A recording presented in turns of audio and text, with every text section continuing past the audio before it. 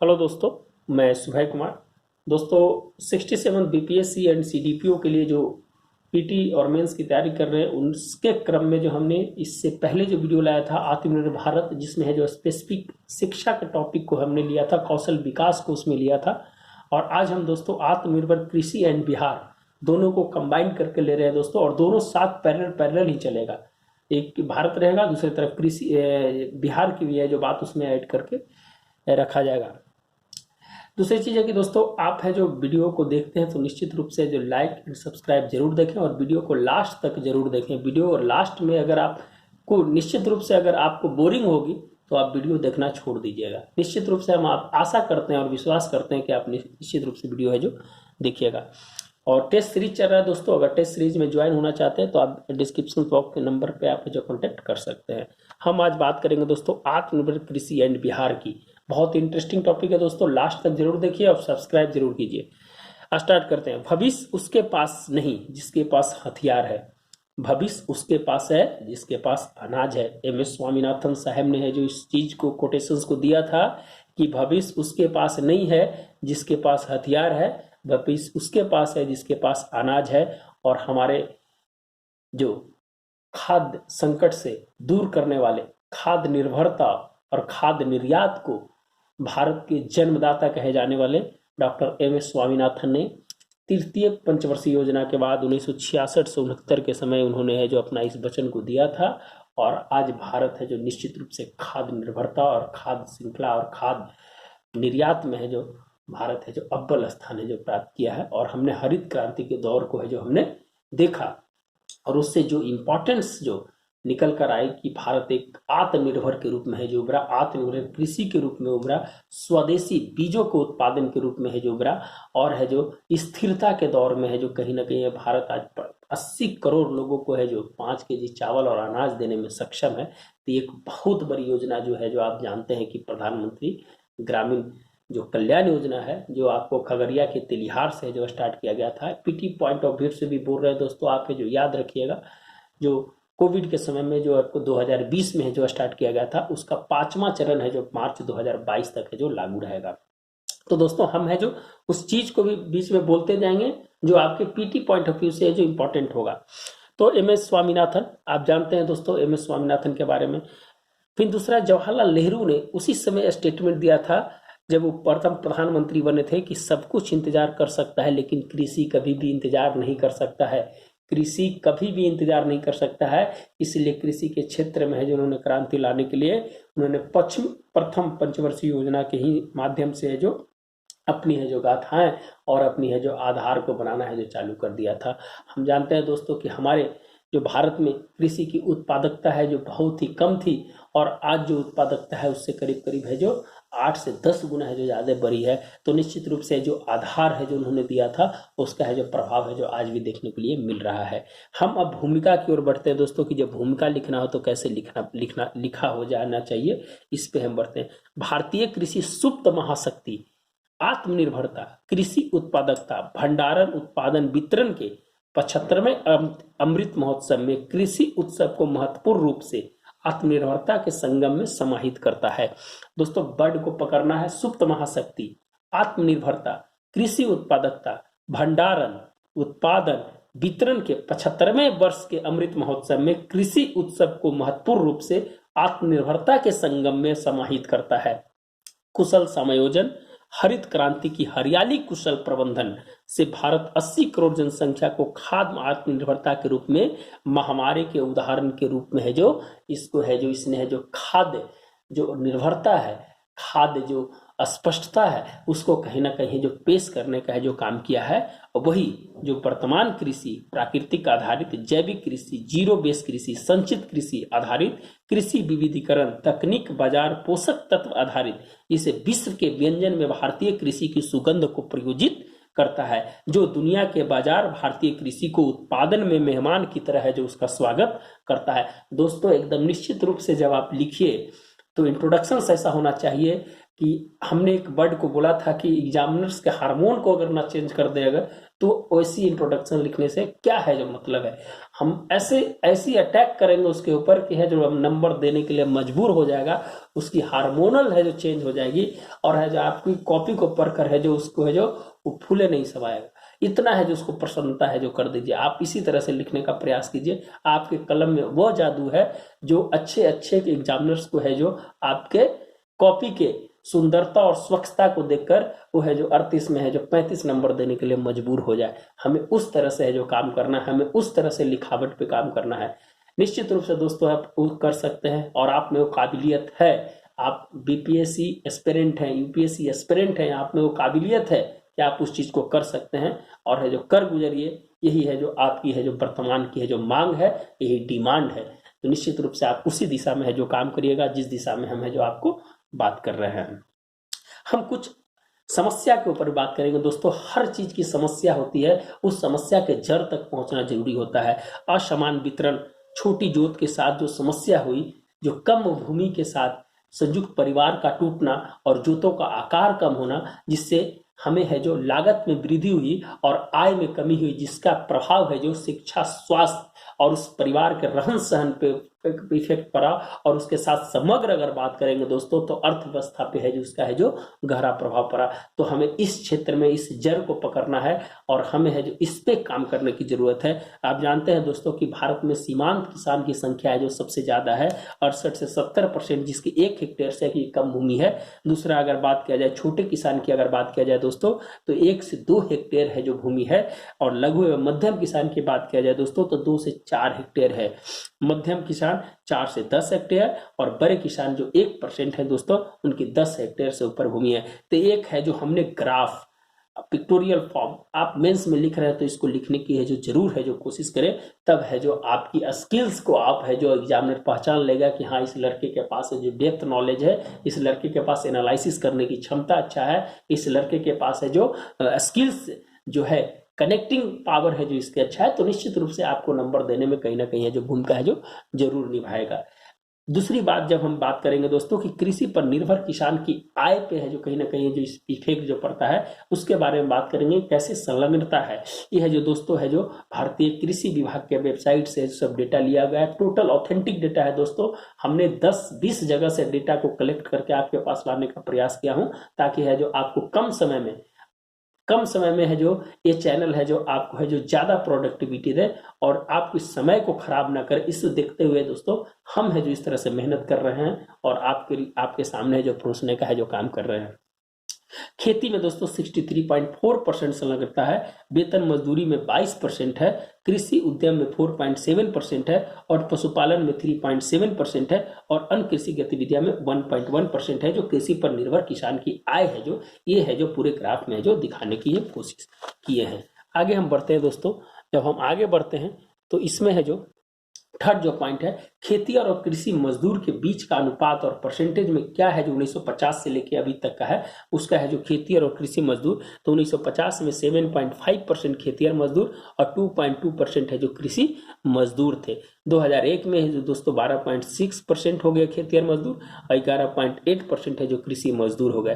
कृषि मजदूरों की संख्या धीरे धीरे बढ़ती गई और खेतिहर की संख्या धीरे धीरे है जो कमती गई दोस्तों। लोग पलायन करते गए, नगरीकृत होते गए, और है जो लोग है जो खेती की ओर छोड़कर बाहर की ओर कमाना स्टार्ट कर दिए। इसलिए हमारा भारतीय कृषि वो कहीं ना कहीं है जो एक उदारता के साथ जो ऋणता के रूप में है जो कहीं ना कहीं है जो परिणित हो चुका है। तो हमें है जो इससे है जो लेकर है जो आगे बढ़ना है। और इसको अशोक गुलाटी जो राजस्थान यूनिवर्सिटी के एग्रीकल्चर प्रोफेसर है, उन्होंने एक शोध पत्रिका में कहा था कि अगर कृषि को अगर 10% अगर वृद्धि दर से अगर किया जाए तो भारत की जो 5 ट्रिलियन इकोनॉमी को छूने में है जो बहुत ही कम समय लगेगा। लेकिन कृषि की उत्पादकता और जीडीपी जो इसकी जो वृद्धि दर है दोस्तों वो 3.4% है, जो कहीं ना कहीं है जो 5 से भी नीचे को दिखाता है। ये एक बहुत बड़ी समस्या का है जो कारण है जो बना है। हमें है जो कृषि को 3.4 से लेकर 8 से 9% है जो विकास दर तक है जो हमको ले जाना पड़ेगा। तब है जो हम 2025 में 24-25 में 5 ट्रिलियन की इकोनॉमी को है जो उसकी पायदान को हम छू सकेंगे। हमने पीटी को भी साथ में ऐड करने का है जो प्रयास किया है दोस्तों। भूमि उपलब्धता के बारे में अगर बात करेंगे, भारत और विश्व की अगर हम कंपेयर करते हैं दोस्तों, तो भारत में 0.12 हेक्टेयर है जो प्रति व्यक्ति है, और वही विश्व में 0.29, जो आधा से भी कम है। तो भूमि उपलब्धता हमारे पास है जो विश्व की अपेक्षा हमारे पास कम है, लेकिन हमारी जितनी रिसोर्स है, हमारी जितनी प्राकृतिक संपत्ति है, प्राकृतिक संपदा है, उस संपदा को है जो हम है जो निश्चित रूप से है जो उसे है जो विकासशील में और विकसित में, समृद्ध में हम है जो उसको बदलने का है जो प्रयास करेंगे, और कृषि की लहलहाती हरियाली में हम है जो जाने का प्रयास करेंगे, ताकि है जो हमारा अनाज में उत्पादन और भंडारण और वितरण की जो स्थिति है वो है जो हमेशा के लिए सकारात्मक भूमिका में है जो दिखाई दे। हम कृषि जनगणना की बात करेंगे दोस्तों। कृषि जनगणना 1970 से स्टार्ट हुआ था। जब 1970 में स्टार्ट हुआ था तो 2.28 हेक्टेयर है जो जोतों का आकार था, और 2015-16 में जब इसका हुआ तो 1.108% हेक्टेयर है जो इसका है जो भूमिका रह गया है। जीडीपी में अगर योगदान की बात करें दोस्तों, तो 1950 में 51.9%, 1980 में 35.7%, जो डिक्लाइन हो रहा है। 2014-15 में 17.8% पे है जो हम लोग आकर रुक गए हैं। हमें है जो निश्चित रूप से इसे बढ़ाने की जरूरत है। समाधान की अगर बात किया जाए दोस्तों, तो जल संसाधनों का समग्र विकास, जिसमें ड्रिप सिंचाई और स्प्रिंकल सिंचाई, जिसमें अगर हम करते हैं तो हमें समय, लागत और पानी तीनों की बचत होगी। और जब तीनों की बचत होगी दोस्तों, तो आय है जो हमेशा है जो इससे है जो रिवर्स काम करेगा। ये तीनों अगर कम होगा तो आय है जो हमारा बढ़ेगा। जब आय बढ़ेगा तो हमारी समग्र व्यवस्था है जो कहीं ना कहीं है जो एक नई रास्ते पर है जो सरपट की ओर दौड़ेगी, और अर्थव्यवस्था में है जो उसका है जो सहयोग है जो एक क्रांतिकारी के रूप में होगा। तो निश्चित रूप से पर ड्रॉप मोर क्रॉप, आप जानते हैं दोस्तों कि हमें पर पानी माने पानी की एक बूंद से है जो कितना ज्यादा है जो फसल की जरूरत है। ये भारत सरकार ने अभी जो प्रधानमंत्री कृषि सिंचाई योजना में है जो इन्होंने है जो ये स्लोगन दिया था कि पर ड्रॉप मोर क्रॉप्स। वाटर का बहिर्गमन, वाटर स्ट्रेस पे हमें ध्यान देना है, वाटर रिफ्यूजी पे ध्यान देना है, वाटर स्टेबिलिटी पे ध्यान देना है। वाटर स्ट्रेस, हमारे भूमि की जो जल है कहीं ना कहीं है जो कमती जा रही है, जिससे वाटर स्ट्रेस है जो बढ़ता जा रहा है। वाटर रिफ्यूजी की अगर बात करें दोस्तों, कि हमें है जो चावल और गेहूं जब उपजा रहे हैं तो उसमें पानी की ज्यादा जरूरत होती है, तो जब हम उसको निर्यात करते हैं तो सिर्फ हम खाद्यान्न को निर्यात नहीं कर रहे हैं, हम है जो वाटर रिफ्यूजी को है जो निर्यात कर रहे हैं, हम उसके साथ पानी को भी बाहर है जो निर्यात कर रहे हैं। तो हमें है जो वाटर रिफ्यूजी पे जोर देना होगा, कृषि विविधीकरण पे जोर देना होगा, हमें भूजल संरक्षण पे जोर देना होगा, ताकि है जो हम भूमि को रिचार्ज कर सके। इसके लिए भारत सरकार ने बहुत सारी योजनाएं चलाएं। इसकी चर्चा है जो हम आगे है जो विस्तृत रूप से करेंगे। उसमें हम 10 योजना की है जो बात करेंगे दोस्तों। वाटर स्टेबिलिटी, वाटर स्थिरता की है जो बात करेंगे दोस्तों। हमारे यहाँ आप जानते हैं गंगा युद्धक योजना है जो नॉर्थ से कैसे साउथ की ओर जोड़ रहा है, जिसमें जो राजगीर, नालंदा, बोधगया, औरंगाबाद जैसे राज्यों को है जिसमें लिया गया है, और उधर से पानी है जो इधर को रिचार्ज किया जा रहा है, ताकि इसको खेती में यूज किया जाए, उसे पीने में यूज किया जाए, और है जो तरलता है जो भूमि की तरलता है और भूमि की नमी को बनाए रखे, ताकि है जो फसल उगाने में है जो एक सहायता प्रदान करे, और है जो भूमि की जो उपलब्धता है, जो भूमि की जो रिचार्जेबल शक्ति है उसको बढ़ाने का काम करे। आगे बढ़ते हैं दोस्तों। भंडारण, उत्पादन, वितरण।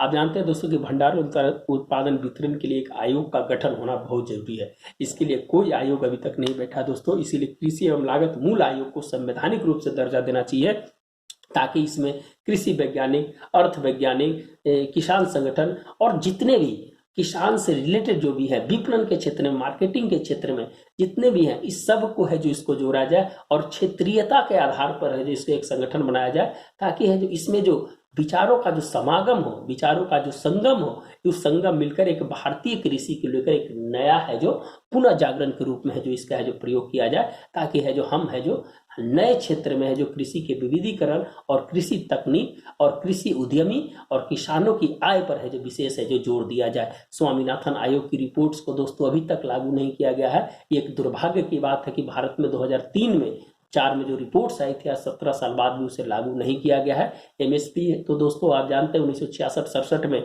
सबसे पहले है जो एल.के. झा कमेटी के द्वारा है जो इसको रिकमेंडेशन किया गया था, और आज जो 23 फसलों पर मिलता है, लेकिन 2 ऐसे फसल हैं दोस्तों जिसपे है जो सबसे ज्यादा मिलता है, और है जो वो सबसे ज्यादा उत्पादन होता है उसी पे है जो उसको दिया जाता है। तो आप है जो निश्चित रूप से हमें एमएसपी है जो एक गारंटी है, लेकिन उस गारंटी को अगर अगर हम उसको है जो उसको संगठन के साथ, अगर किसानों के साथ उसको है जो जागरूकता में अगर ना फैलाए, तो एमएसपी है जो एक है जो नकारात्मक रूप भी आगे है जो लिया जा सकता है। कुछ दिन पहले डब्ल्यूटीओ ने भारत के गन्ना और गन्ना उत्पादक में जो सब्सिडी दिया जाता था उस पे है जो क्लेम किया था बहुत सारे देशों ने, और 2 दिन पहले आप जानते हैं कि भारत ने उसे अपील किया है, अपीलेट कमेटी में गया है कि हम है जो गन्ना उत्पादकों के हमारे पास है जो इस तरह की क्षमता नहीं है कि हम है जो इस प्रकार का काम कर सके, हमें सब्सिडी देनी पड़ती है। तो भारत ने अपीलेट अथॉरिटी में है जो डब्ल्यूटीओ के अंदर गया है। अभी जो बैठक होने वाली थी डब्ल्यूटीओ की स्विट्जरलैंड में, उसको है जो रद्द कर दिया गया है,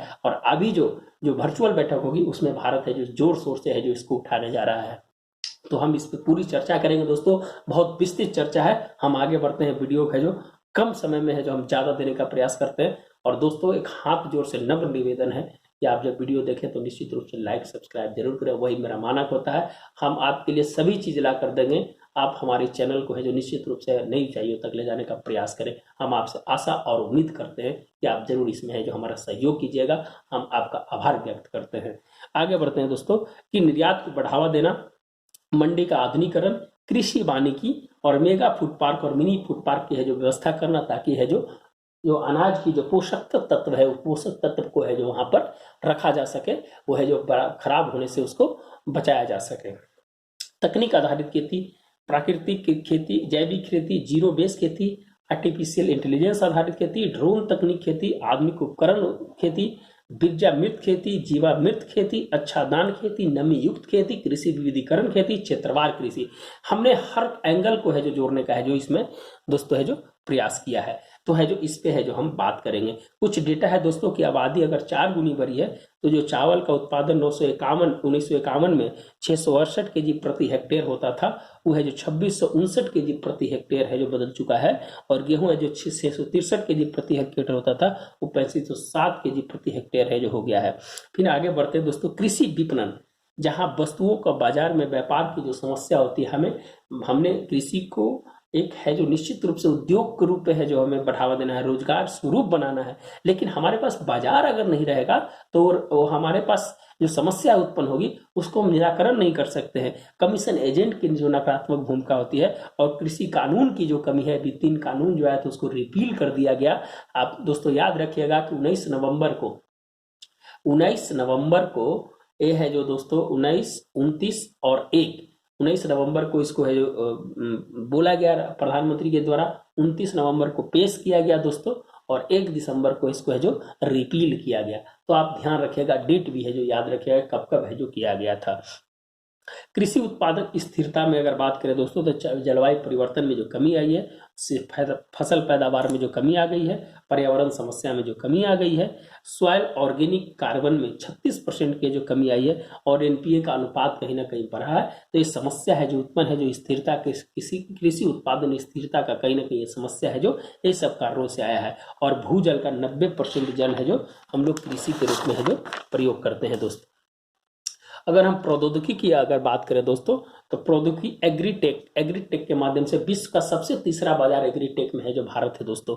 एआई, आईओटी और ड्रोन के मामले से इसमें है जो प्रयोग करते हैं। कृषि तंत्र को डिजिटल परिवर्तन के लिए आइडिया प्लेटफॉर्म है जो कृषि एवं लागत कल्याण मंत्रालय के द्वारा है जो इसका है जो 10 करोड़ किसानों का डेटाबेस है जो तैयार किया है। जो आइडिया प्लेटफॉर्म है इसमें है जो बहुत सारी योजनाओं को जो कृषि के लेकर 231 योजनाएं चल रही है, उसको किस प्रकार से जो किसानों तक है जो डीबीटी के माध्यम से उसको जागरूकता के माध्यम से उसको फैलाया जाए, ताकि जो कृषि को है जो पुश करने में है जो कहीं ना कहीं है जो एक है जो आपकी जो सहभागिता है कि सरकारों की वो है जो बनी रहे। फिर हरित क्रांति से सदाबहार क्रांति के युग में जब हम लोग आगे धीरे धीरे बढ़े तो उज्जवल, सुंदर और प्रगतिशील कृषि की है जो बात किया, समन्वय, प्रोत्साहन और विकास कृषि की बात किया, कुशल कृषि अनुसंधान नेटवर्क है जो हमने बनाया आईसीआर के द्वारा। आईसीआर की स्थापना 1929 में हुई थी दोस्तों। और चौथा, उत्पादन, भंडारण और वितरण में पोषण, खाद्य सुरक्षा है जो उत्पादन से हमें मिला, भंडारण से किसानों की आय है जो बढ़ेगी, और वितरण से अर्थव्यवस्था पे जो कहीं ना कहीं है जो उसका है जो सकारात्मक प्रभाव पड़ेगा। जनसंख्या है तो अनाज की मांग होगी, अगर अनाज की मांग सही है, अनाज की उत्पादकता अगर सही होगी तो जीवन स्तर में उसका सुधार होगा। जब जीवन स्तर में सुधार होगा तो स्वास्थ्य और बुनियादी सुविधाएं भी है जो उसकी है जो सही रूप में है जो देखी जाएगी। भारत की अगर बात करें दोस्तों तो जीडीपी का 17.8%, रोजगार 49%, अप्रत्यक्ष रूप से 70% जुड़े हैं और 2022 तक दुगनी करने का है जो लक्ष्य जो रखा गया है। और इसका उद्देश्य जो है खेती की बाहरी लागत ना लगे, स्वदेशी बीजों का है जो प्रयोग किया जाए, खेतों में पेड़ लगाया जाए, पशुओं को खेती के साथ जोड़ा जाए, रासायनिक खाद की जगह जैविक खाद का प्रयोग हो, कृषि विविधीकरण पर जोर दिया जाए, जल संरक्षण और मिट्टी में कार्बनिक तत्व की मात्रा को बढ़ाया जाए और कृषि पश्चात हानि कम हो। इसके लिए उपाय क्या क्या किया गया है दोस्तों? प्रधानमंत्री सम्मान निधि योजना, प्रधानमंत्री सिंचाई योजना, ऑपरेशन ग्रीन की शुरुआत, किसान रेल और कृषि उड़ान operation top to total 2017-18 budget में है जो लाया गया था। अब है जो ऑपरेशन ग्रीन में 23 टोटल, पहले आलू प्याज ये सब था, अब टोटल 23 इसमें है जो संख्या है जो 23 कर दिया गया है ऑपरेशन ग्रीन में। किसान रेल और कृषि उड़ान, किसान रेल दोस्तों 100वीं किसान रेल चल चुकी है, आप है जो बताइएगा कमेंट बॉक्स में कि 100वीं किसान रेल और प्रथम किसान रेल है जो कहाँ से चालू हुआ था। एक उत्पाद एक जिला, पीएम कुसुम योजना, सौर ऊर्जा से है जो जोड़ने का है जो प्रयास, ग्राम भंडारण योजना, प्रधानमंत्री संपदा योजना और पीएम आशा योजना के माध्यम से है जो सरकार है जो उपाय कर रहे हैं। अगर हम बिहार की इसका बात करें दोस्तों तो जीडीपी में 21%, रोजगार 78%, अप्रत्यक्ष 88%, कृषि रोड मैप 2017 से 22। कृषि रोड मैप के बारे में बताइए कि कब से स्टार्ट हुआ था और 2017-22 का जो कृषि रोड मैप है उसमें है जो इसके उद्घाटनकर्ता कौन थे, कभी कभी क्वेश्चन पूछ देता है दोस्तों। कृषि के साथ जैविक खेती पे जोर, कृषि को रोजगार से परिणत करना, किसान की हालत में सुधार करना, भूमि प्रबंधन में सुधार करना, हर खेत में सिंचाई, जो आप जानते हैं दोस्तों कि 7 निश्चय योजना में है, किसान के द्वार खुशहाली किसान की मिशन 4.0 और 5.0। 4.0 बीज से रिलेटेड है दोस्तों और 5.0 वृक्षारोपण से जो रिलेटेड है। इसके लिए बिहार सरकार की योजनाओं को देख लेते हैं। बिहार कृषि प्रोत्साहन नीति योजना, फसल अनुदान योजना, डिजिटल कृषि पर जोर देना, जन जीवन हरियाली योजना, कॉन्ट्रैक्ट फार्मिंग योजना, वाटर मैनेजमेंट प्रोग्राम योजना, द्वितीय हरित क्रांति की शुरुआत करना। आगे जब इसमें बढ़ते दोस्तों तो कुछ इंपॉर्टेंस जो है आपको जो इस पे इंपॉर्टेंस था उसको है जो जोड़ने का प्रयास किए हैं। जल संरक्षण की अगर बात करें दोस्तों तो 2014-18 में 32,000 करोड़ रुपए है जो प्रति वर्ष है जो खर्च करने का है जो 2014-18 से है जो डेटा आया है, जिसमें उसके बाद भी 60 करोड़ लोगों को पानी की समस्या से जूझना पड़ रहा है। 61% तक गिरावट है जो भूजल में 2007 से 17 तक देखा गया है और 50% शहरी पेयजल की आवश्यकता भूजल से है जो पूर्ति होती है। तो निश्चित रूप से दोस्तों जल संरक्षण हमारे लिए बहुत ही जरूरी है। इसके लिए अटल भूजल योजना 2024-25 तक पूरा कर लिया जाएगा। 7 राज्यों में 78 जिलों में लागू किया गया दोस्तों और प्रति वर्ष 6,000 करोड़ रुपए है जो इस पे है जो खर्च कर रहा है। जियो टैगिंग पर जोर दिया जा रहा है। जो भी तालाब और जो नहरें हैं जो खुदवाई जा रही है वहां पर जियो टैगिंग की व्यवस्था करके वहां की सुरक्षा और संरक्षण के निर्माण में जो भूमिका है कहीं ना कहीं है जो तकनीक पे है जो जोर दिया जा रहा है। निरांचल योजना, वाटर सेट प्रोग्राम जैसी है जो समस्या से दूर करने के लिए है जो जल संरक्षण के लिए काम किया जा रहा है। जागरूकता की अगर बात किया जाए तो जल पहली, जल धरोहर, कैच द रेन प्रोग्राम, जल मेहमान और जीवन दान अभियान, ये है जो दोस्तों जागरूकता के माध्यम से जो चलाया जा रहा है। अगर हम टेक्नोलॉजी के मामले में बात करें दोस्तों तो बिहार है जो पंचायतों को फसलों का अच्छा दान हेतु जो बिहार में है जो चलाया जा रहा है दोस्तों। ई एग्रीकल्चर से ई कॉमर्स से जोड़ने की जो बात की जा रही है। सिंगल विंडो सिस्टम से कृषि ऋण देने की है जो बात की जा रही है। आत्मा एग्रीकल्चर टेक्नोलॉजी मैनेजमेंट एजेंसी, कैसे है जो किसानों को है जो तकनीक के साथ जोड़ा जाए उससे है जो बताया जाए और कैसे है जो फसलों के विविधीकरण, फसलों के रासायनिक उर्वरक मैंने जो भी उपकरण है उस उपकरण को यूज करने के लिए कैसे है जो एग्रीकल्चर टेक्निकल मैनेजमेंट एजेंसी है जो काम करती है। जीआईएस सिस्टम का प्रयोग ई वेयर हाउसेस, साइलो गोदाम कैमूर और बक्सर में खोला गया है दोस्तों।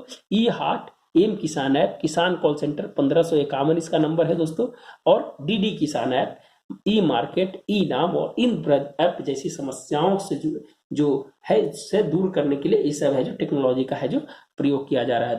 दोस्तों अगर आपको वीडियो अच्छा लगता है तो नम्र निवेदन है कि जरूर है जो आप है जो प्लीज़ सब्सक्राइब जरूर करें, वही मेरा मानक होता है। अगर आप टेस्ट सीरीज में जुड़ना चाहते हैं तो 9673258206 पे आप है जो टेलीग्राम कर सकते हैं। 9673258206 पे आप है जो कर सकते हैं। आपको है जो इस पे है जो भी इंफॉर्मेशन है जो शेयर कर दी जाएगी। तो मिलते हैं दोस्तों नए वीडियो के साथ। धन्यवाद दोस्तों।